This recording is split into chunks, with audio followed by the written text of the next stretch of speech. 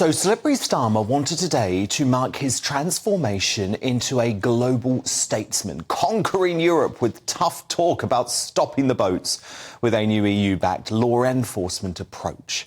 But that claim is nothing but a mirage. Political spin that only the biased establishment media would be stupid enough to accept without interrogation. Because while the British-bashing corporation Woke ITV and Sly News might repeat that pitch, what the Labour Party has actually done is admit that in government we would be tied to the EU's ludicrous approach to migrants. So given our population and taking into account the 1 million illegal arrivals to Europe annually, we would have to accept over 120,000 migrants from the continent every single year. As a government source who crunched those numbers told the Daily Mail, finally we get to see Sir Keir Starmer's plan for illegal migration. He'll make it legal. That's the opposite of taking back control. It's throwing our doors open in perpetuity. The Prime Minister, who isn't stopping the boats either, by the way, was scathing in his response. Well, Keir Starmer spent all of this year voting against our Stop the Boats bill, the toughest legislation that any government has passed to tackle illegal migration. I think he spent most of last year voting against a previous bill, which has since then led to almost 700 arrests related to organised immigration crime. So I don't think it's credible that he really wants to grip this problem, and his plans today seem to amount to saying that we might one day accept 100,000 EU migrants every year. That doesn't seem like a credible plan to me to stop the boats.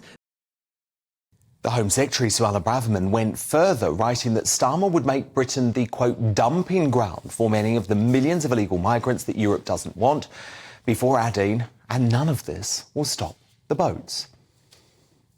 Most of the MSM ignored this conundrum during interviews with Starmer today, but The Sun's Harry Cole did quiz him, and Jeremy Vine tried to get an answer from Angela Rayner. Their non-responses were telling.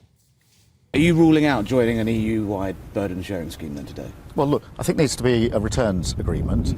That will have to be negotiated. In opposition, I'm not in a position to negotiate that. If we were joining a burden sharing scheme, we'd represent about just over 1 in 10 of the EU population. So would you be willing to take that 13% number as our share of the EU asylum seekers? This number is a nonsense number. It's come from the EU Commission. I know where it's come from. It says that you're going to say to the EU, let's do this together, and the result will be we will take a certain proportion of the total number of migrants that come to the EU, and that'll mean we get more.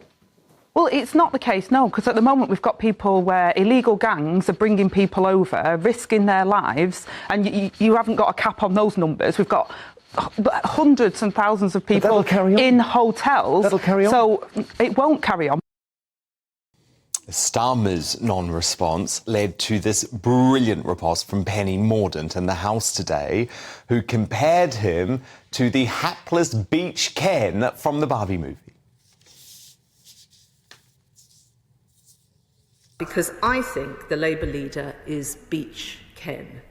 Beach Ken stands for nothing, on shifting sands, in his flip-flops, staring out to sea, doing nothing constructive to stop small boats or grow the economy. And when we examine his weak record on union demands, on border control, on protecting the public and stopping small boats, we discover that, like Beach Ken, he has zero balls. Penny's words, not mine, but that was quite a moment. What I do think Starmer has proven today is that illegal immigration, already a national emergency, will only get worse under a Labour government. By scrapping the Rwanda scheme, Starmer is waving goodbye to one of the only solutions to this growing crisis, which is a popular and proper deterrent scheme to stop the boats.